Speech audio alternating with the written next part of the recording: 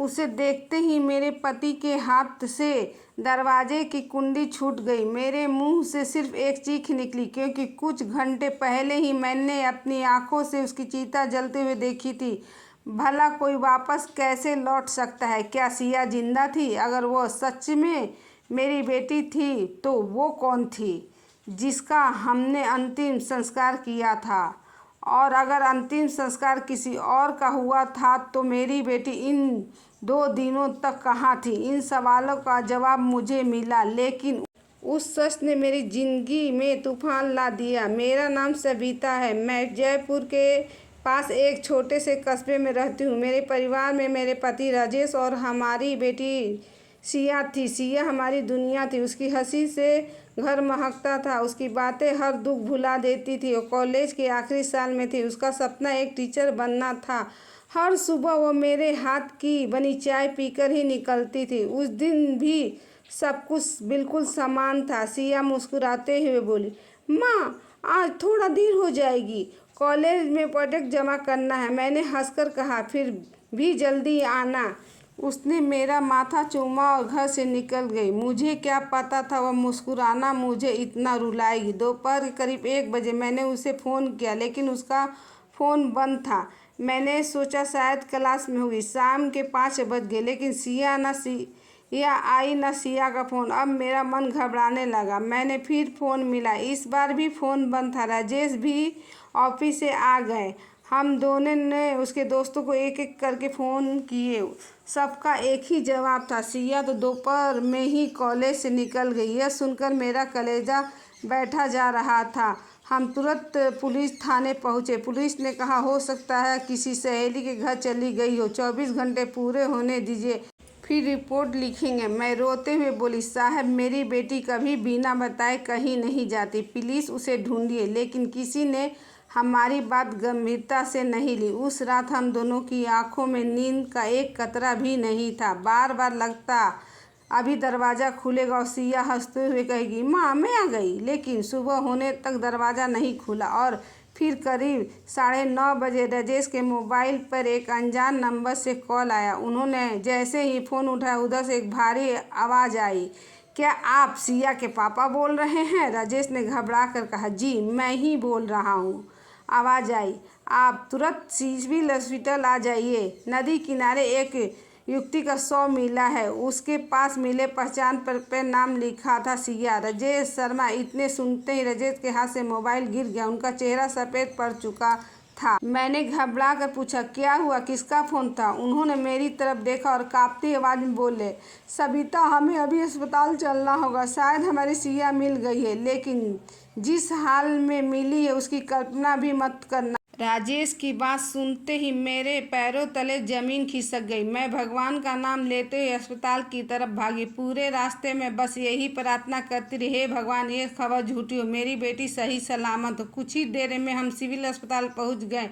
एक पुलिस अधिकारी हमारा इंतजार कर रहा था। वह हमें सीधे मुर्दा घर ले गया।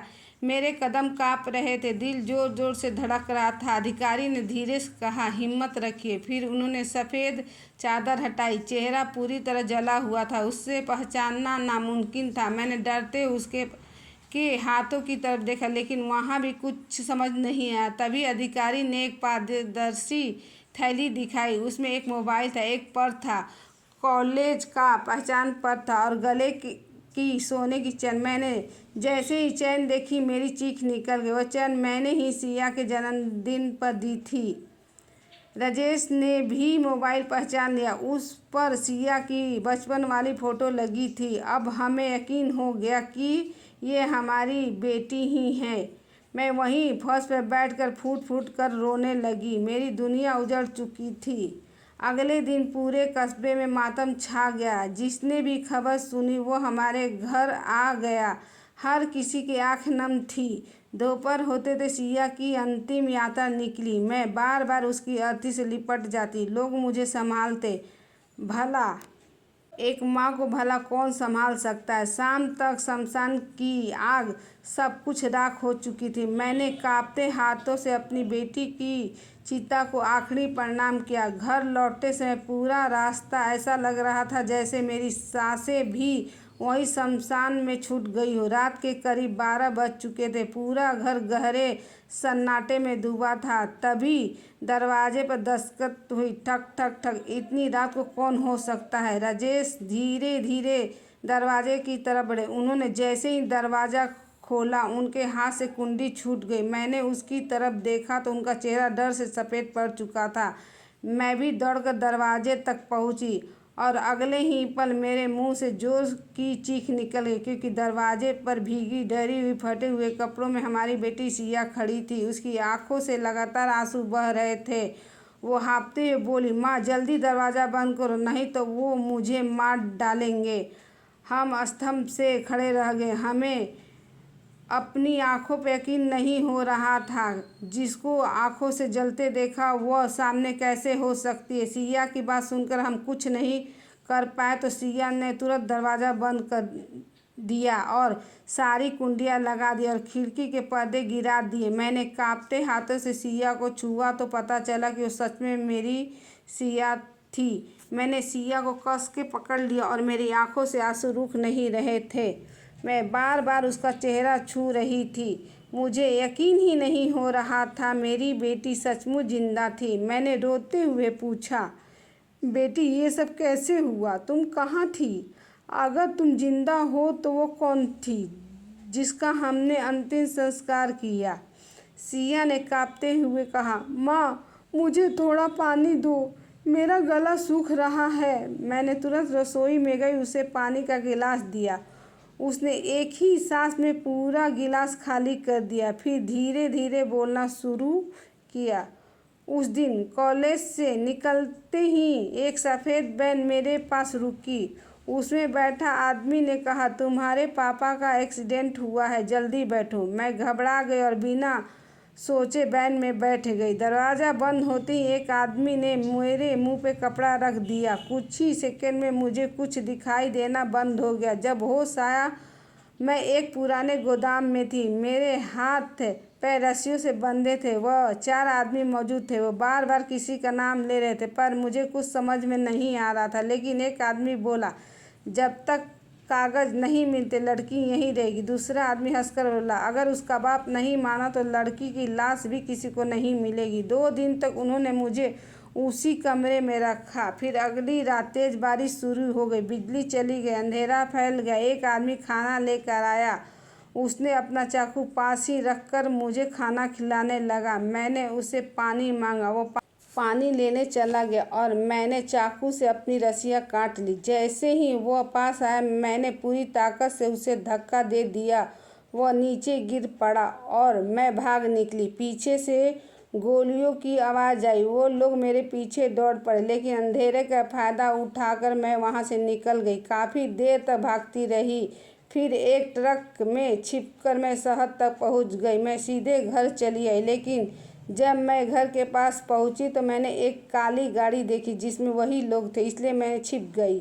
उनके जाने के बाद मैंने दरवाज़ा खटखटाया। इतना कहकर सिया चुप हो गई। कमरे में गहरा सन्नाटा छा गया। तभी राजेश बोले। उन्होंने मेरी बेटी को निशाना बनाया। राजेश की आंखों में गुस्सा साफ दिखाई दे रहा था। तभी बाहर एक गाड़ी आकर रुकी। राजेश ने खिड़की से झाँका। वही काली एसयूवी घर के बाहर खड़ी थी। 4 आदमी नीचे उतरे। उसमें से एक बोला, लड़की यहीं आई है। अगले ही पल घर की घंटी बजी। फिर जोरदार आवाज़ आई, दरवाज़ा खोलो, हम पुलिस से हैं। सिया डर के मारे काँप उठी। उसने मेरा हाथ कसकर पकड़ा और फुसफुसाकर बोली, माँ दरवाज़ा मत खोलना, ये पुलिस नहीं, ये वही लोग हैं। सिया की बात राजेश पीछे हट गए। उन्होंने दरवाज़ा नहीं खोला। बाहर से फिर आवाज़ आई, हम पुलिस से हैं, तुरंत दरवाज़ा खोलिए। राजेश ने उसी आवाज़ में कहा, अगर आप पुलिस से हैं तो अपना पहचान पत्र दिखाइए। कुछ पल के लिए बाहर बिल्कुल सन्नाटा छा गया। फिर किसी ने गुस्से में कहा, लगता है लड़की अंदर पहुंच गई है। अगले ही पल दरवाजे पर जोरदार लात पड़ी, धड़ाम धड़ाम धड़ाम। मैं और सिया डर के मारे काँप रहे थे। तभी राजेश ने अलमारी खोली और एक पुरानी लोहे की पेटी बाहर निकाली। मैंने हैरानी से पूछा, इसमें क्या है? उन्होंने कहा, ये मेरे पूरे जीवन की कमाई और ईमानदारी है। सिया बोली, पापा ऐसा क्या है इसमें? राजेश ने गहरी सांस ली और बोले, इन कागज़ों में उन लोगों के काले कारनामे हैं और मेरी उम्र भर की मेहनत और ईमानदारी। करीब 25 साल पहले मैं तहसील कार्यालय में क्लर्क की नौकरी करता था। एक दिन कुछ प्रभावशाली लोग मेरे पास वो सरकारी ज़मीन अपने नाम करवाना चाहते थे। मैंने साफ मना कर दिया, लेकिन उन्होंने रिश्वत देने की कोशिश की। जब मैं नहीं माना तो उन्होंने नकली दस्तावेज तैयार कर लिए। मुझे ये बात पता चल गई। मैंने उन दस्तावेजों कि यह उनके काले कारनामों के सबूत है। मैंने सोचा सारे सबूत मिलने के बाद उनको सज़ा दिलाऊंगा, लेकिन शायद अब उन लोगों को भी इस बात का पता चल गया है। सिया हैरान रह गई। उसने पूछा, तो मेरा अपहरण इन्हीं कागजों के लिए हुआ? राजेश ने सिर झुका लिया और बोले, हाँ बेटी, वो सबूत मिटाना चाहते हैं, इसलिए उन्होंने तुम्हें निशाना बनाया। इतने में बाहर से जोरदार आवाज़ आई। दरवाज़ा टूटने वाला था। सरदार चिल्लाया, राजेश, आखिरी मौका दे रहा हूँ, कागज़ दे दो वरना आज पूरा परिवार ख़त्म कर दूंगा। राजेश ने मेरी तरफ देखा, फिर सिया की तरफ और ढीठ आवाज़ में बोले, आज चाहे मेरी जान चली जाए, लेकिन मैं उन अपराधियों को कभी नहीं जीतने दूंगा। इतना कहकर उन्होंने वो लोहे की पेटी सिया के हाथ में दे दी और धीमी से बोले, बेटी, घर के पीछे एक पुराना रास्ता है, उसी रास्ते से निकल जाओ और सीधे पुलिस अधीक्षक के ऑफिस पहुंचना। यह कागज़ सिर्फ उन्हीं को देना। अगर मैं जिंदा भी ना रहूं तो भी इन सबको सज़ा ज़रूर दिलाना। यह सुनकर मेरी आंखों से आंसू बहने लगे, लेकिन तभी एक जोरदार धमाका हुआ और मुख्य दरवाज़ा टूटकर ज़मीन पर गिर पड़ा। 4 हथियारबंद आदमी घर के अंदर घुसे चुके थे। उनका सरदार मुस्कुराते हुए बोला, अब देखता हूँ तुम्हें कौन बचाता है। उनके हाथों में हथियार थे, उनकी आंखों में सिर्फ नफरत थी। सरदार ने चारों तरफ देखा, फिर जोर से चिल्लाया, लड़की कहाँ है? राजेश उनके सामने खड़े हो गए। उन्होंने कहा, पहले मुझ पर वार करना होगा। सरदार जोर से हंसा, आज भी वही पुरानी बहादुरी, लेकिन आज तुम्हें बचाने कोई नहीं आएगा। उसने अपने आदमी को इशारा किया। 2 आदमी राजेश को पकड़ने लगे, बाकी पूरे घर में सिया को ढूंढने लगे। उधर मैं और सिया घर के पीछे बने पुराने रास्ते की तरफ बढ़े। वह रास्ता कई सालों से बंद पड़ा था, लेकिन आज वही हमारी आखिरी उम्मीद था। सिया ने लोहे की पेटी कसकर पकड़ ली। मैंने धीरे से कहा, बेटी तू भाग, मैं तेरे पापा को अकेले नहीं छोड़ सकती। सिया रो पड़ी, नहीं माँ, हम सब साथ में चलेंगे। मैंने उसके सिर पे हाथ रखा, अगर तू रुक गई तो तेरे पापा की कुर्बानी बेकार हो जाएगी। जा बेटी जा, दौड़ और पीछे मुड़कर मत देखना। इतना कहकर मैं वापस घर की तरफ भागी। उसी समय सरदार की नज़र पीछे वाले खुले दरवाजे पड़ी। वह समझ गया लड़की भाग चुकी है। उसने गुस्से से चिल्लाकर कहा, 2 आदमी उसके पीछे जाओ, वह जिंदा नहीं बचनी चाहिए। सिया पूरी ताकत से दौड़ रही थी। बारिश लगातार हो रही थी, सड़क सुनसान पड़ी थी, पीछे से गोलियों की आवाज़ चलाई जा रही, लेकिन वह नहीं रुकी। कुछ दूर जाकर उसने एक पुलिस की गाड़ी दिखाई दो सड़क के बीचों बीच खड़ी हो गई। पुलिस ने तुरंत गाड़ी रोकी। सिया रोते हुए बोली, मुझे और मेरे मम्मी पापा को बचा लीजिए, वो लोग मेरे पीछे हैं और मेरे पापा अभी भी घर के अंदर है। पुलिस अधिकारी बात समझ गया। उसने तुरंत वायरलेस पर कॉल किया। सभी गाड़ियां राजेश शर्मा के घर पहुंचे।